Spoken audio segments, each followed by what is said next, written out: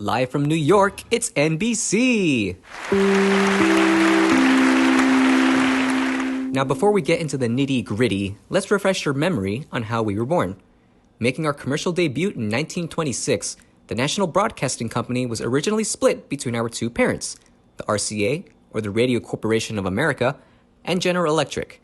However, General Electric soon lost custody of us, and half of our broadcasts turned into the American Broadcasting Company, or ABC if you never passed elementary school.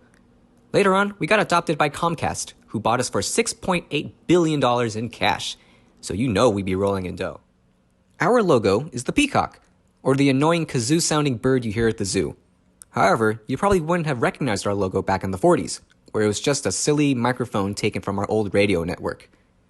Over time, we believed our design elements should reflect the ever-changing technological advances of the modern world. So we went with the peacock. With its beak facing to the right, it signifies our desire to move forward into the future. With the feathers, the 6 colors represent the unique categories within our network. Yellow for news, red for entertainment, blue for the network, orange for sports, green for productions, and purple for stations. How did we come up with those colors, you may ask? Don't ask, because we don't know either. Without a doubt, you probably know us for our plethora of entertainment shows rather than our news segments. Because come on, you know the names of the America's Got Talent judges better than one of our news anchors. Judges like Simon Cowell, everyone's favorite dream killer. You may have also heard we syndicated Kelly Clarkson's new show on our stations.